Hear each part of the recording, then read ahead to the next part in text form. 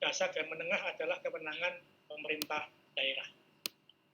Sehingga dalam hal ini pembukaan satuan pendidikan untuk pembelajaran tatap muka pada pandemi COVID ini pun merupakan kewenangan dari pemerintah daerah.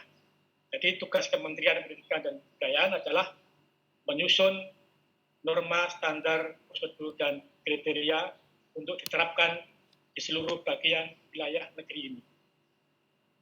Dalam SKB 4 Menteri disebutkan bahwa ada kebijakan baru dalam pelayanan pendidikan kita terkait dengan pandemi COVID-19. Jadi kita menyadari semua Bapak Ibu bahwa guru-guru kita, anak murid kita, orang tua peserta didik, sebagian besar telah merindukan untuk hadir kembali di sekolah karena banyaknya permasalahan yang kita hadapi dengan pembelajaran jarak jauh. Ada potensi-potensi dropout dari peserta didik, dari anak-anak kita, akibat dari lamanya tidak sekolah.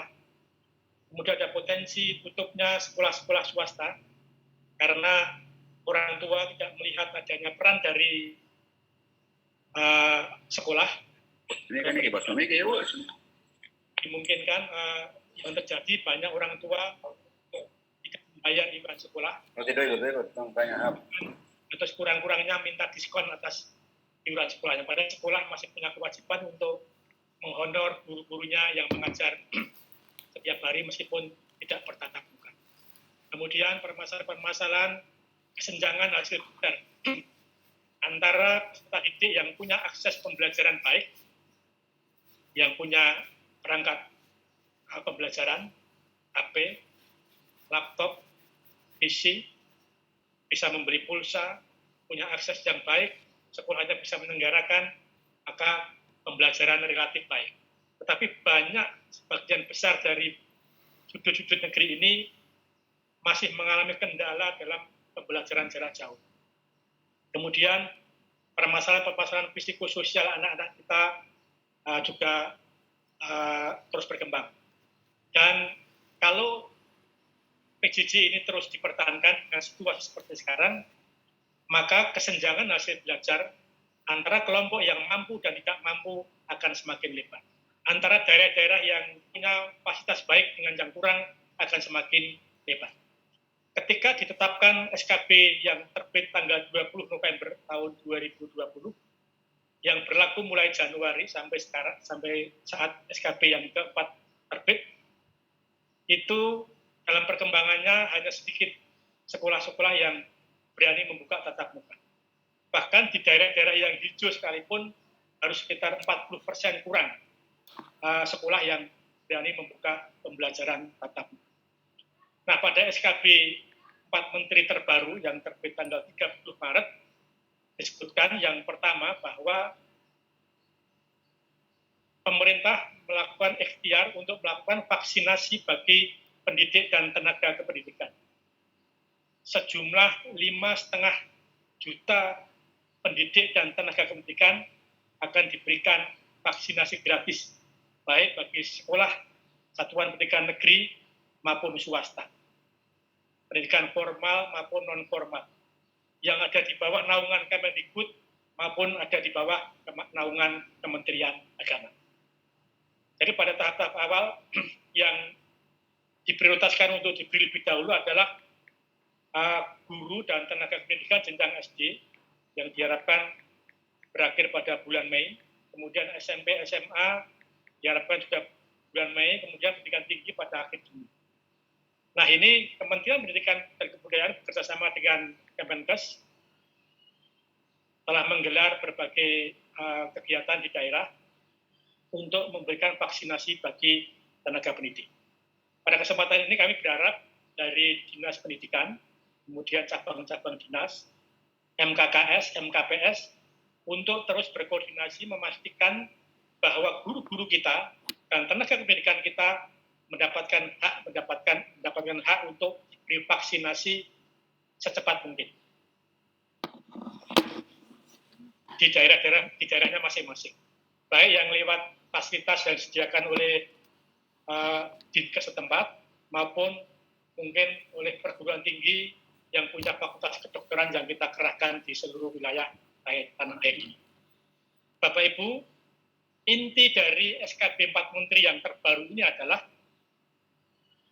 apabila satuan pendidikan atau sebuah daerah, guru-gurunya dan tenaga pendidikannya sudah divaksinasi 2 tahap, maka kepala daerah sebagai pemegang kewenangan pelayanan pendidikan di daerah sesuai dengan Undang-Undang 23 tahun 2014 mewajibkan satuan pendidikan membuka opsi pembelajaran tatap muka. Jadi setelah guru-gurunya di sekolah itu diberi vaksinasi lengkap, maka kepala daerah mewajibkan sekolah itu membuka opsi layanan tatap muka. Ini yang perlu kami tegaskan, Bapak Ibu. Bukan menunggu Juli, Pak. Jadi begitu tuntas vaksinasi bagi Bapak Ibu guru dan karyawannya, maka kepala daerah mewajibkan sekolah itu membuka pembelajaran tatap muka. Itu yang pertama, Bapak Ibu. Jadi keputusan pertama. Yang kedua, orang tua peserta didik diberi hak untuk menentukan apakah anaknya, putra-putrinya, belajar tatap muka terbatas di sekolah atau tetap PJJ. Ini menjadi hak orang tua. Jadi keputusan untuk berangkat atau tidak ke sekolah merupakan keputusan dari orang tua. Ada orang tua yang mungkin belum berani melepas anaknya ke sekolah karena mungkin berbagai kendala. Boleh jadi rumahnya jauh dari sekolah, anak itu belum bisa diantar, atau masih harus mengakses sarana transportasi yang mungkin masih membahayakan anak itu, atau mungkin sedang mengalami sakit, atau mungkin tidak punya ketahanan yang baik ketika dia dilepas keluar. Maka untuk anak-anak seperti ini masih diberi kesempatan untuk melaksanakan pembelajaran jarak jauh dari rumah. Ini keputusan kedua. Jadi sekali lagi tidak menunggu tahun ajaran baru 2021-2022. Kemudian yang ketiga, Bapak Ibu, bagi satuan pendidikan yang sudah melaksanakan saat ini sudah melaksanakan pembelajaran tatap muka, karena mungkin sudah zona hijau, sudah zona kuning, dan daerahnya sudah aman, maka tetap diminta melanjutkan PTM tanpa menunggu semua gurunya divaksinasi. Ini 3 hal, Bapak Ibu. 1, wajib setelah divaksin, wajib membuka opsi pembelajaran tatap muka, sehingga sekolah itu masih melayani 2 layanan. Layanan tatap muka terbatas dan layanan pembelajaran jarak jauh. Yang kedua, pilihan apakah putra-putrinya berangkat atau tidak ada di tangan orang tua serta didik. Yang ketiga, daerah-daerah yang sudah aman, yang sudah melaksanakan PTM selama ini diminta terus melaksanakan PTM, tidak perlu menunggu semua gurunya, semua karyawannya divaksinasi. Ini tentang inti dari keputusan itu, Bapak Ibu. Kemudian terkait hal ini, Bapak Ibu, tentang PTM ini, maka kepada sekolah-sekolah, kepada satuan pendidikan, sembari kita menunggu tuntasnya vaksinasi bagi guru-guru kita, maka kami berharap ada langkah-langkah yang signifikan yang dilakukan sekolah untuk memenuhi daftar isian yang sudah ditetapkan dalam SKB 4 Menteri. Bapak Ibu, SKB 4 Menteri ini ada lampirannya, Bapak. Lampirannya sangat lengkap.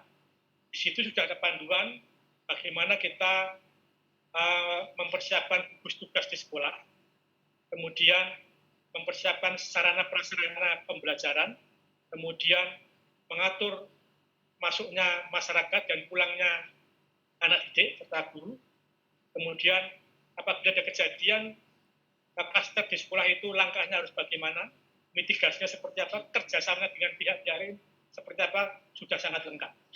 Untuk itu kepada kepala bidang SMA atau mungkin koordinator peserta didik di Dinas Pendidikan, kepala cabang dinas, ketua MKPS, ketua MKKS, serta pengurusnya, mohon membaca dokumen SKB 4 Menteri secara tuntas, supaya Bapak Ibu bisa tahu persis apa panduan yang diberikan di SKB 4 Menteri.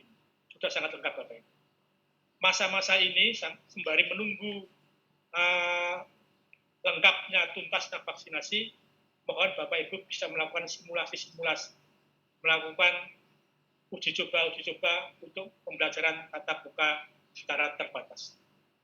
Saya sudah mendengar di berbagai daerah memulai uji coba pembelajaran tatap muka secara masif. Hari ini Jawa Tengah, saya lihat juga memulai, kemudian DKI Jakarta, kemudian beberapa provinsi sudah mulai gubernurnya mengeluarkan instruksi untuk segera persiapan pembelajaran tatap muka. Ini sesuatu yang baik Bapak Ibu, agar simulasi ini, uji coba ini bisa melakukan simulasi untuk proses penanganan. Ketika bagaimana murid hadir, kemudian kira-kira seperti apa aktivitas pelajar atau anak-anak kita di sekolah, apakah membahayakan atau tidak, kemudian kira-kira berapa jam anak itu harus masuk sekolah, tidak perlu harus sepanjang hari, 8 jam, 6 jam, 7 jam, cukup 2, 3, atau 4 jam untuk anak-anak yang dewasa. Kemudian anak-anak yang PAUD mungkin bisa lebih rendah lagi. Ini pengaturan itu diserahkan ke sekolah masing-masing. Kemudian karena ada pembatasan juga bahwa jumlah peserta yang hadir pada setiap shift itu maksimal separuh, maka pengaturannya diserahkan ke sekolah.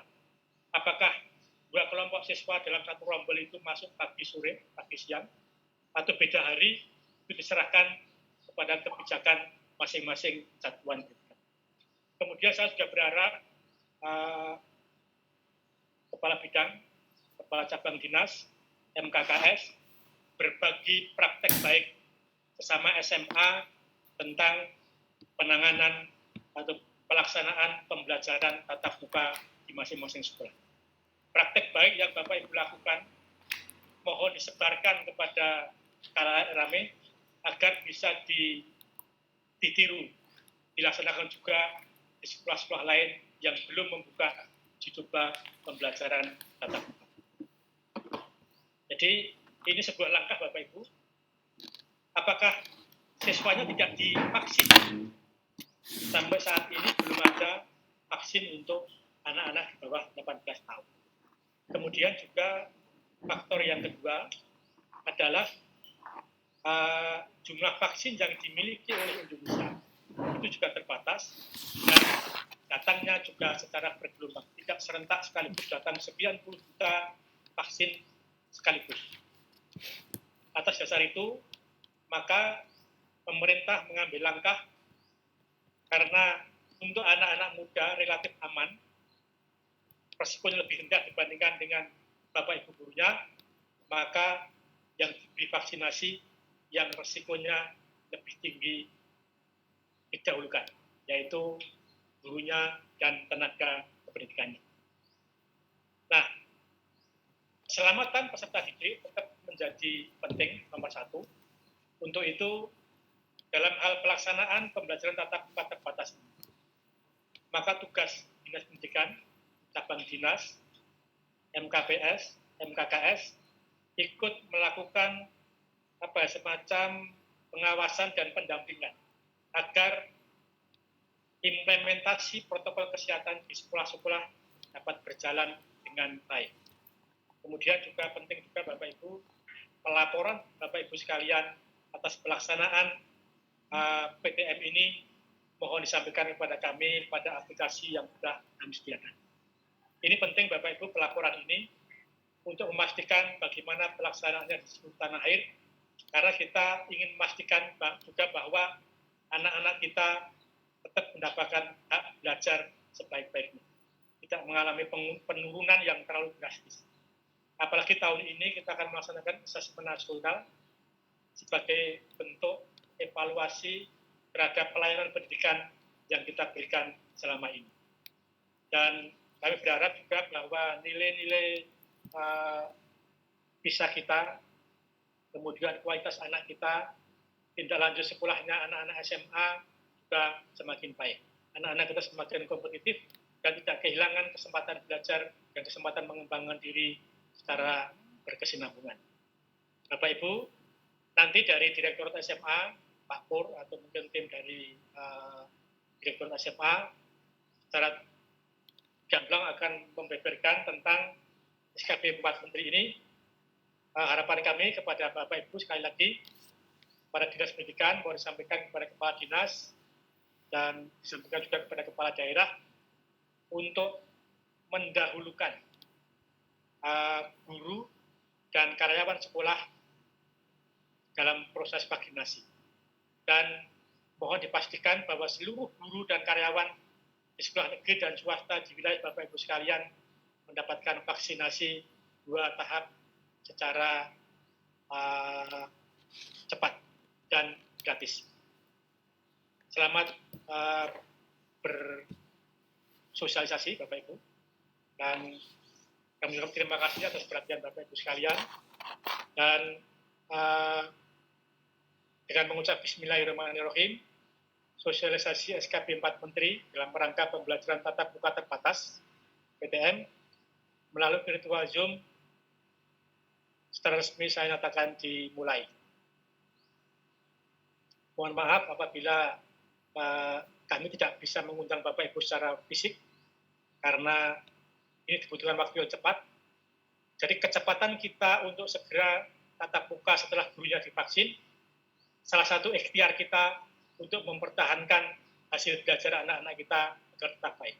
Menurunkan angka dropout akibat pandemi dan mengurangi resiko-resiko tekanan mental, tekanan psikologis yang diterima anak-anak kita karena dia terlalu lama belajar dari rumah. Sekian dan terima kasih. Bila taufik wal hidayah. Assalamualaikum warahmatullahi wabarakatuh.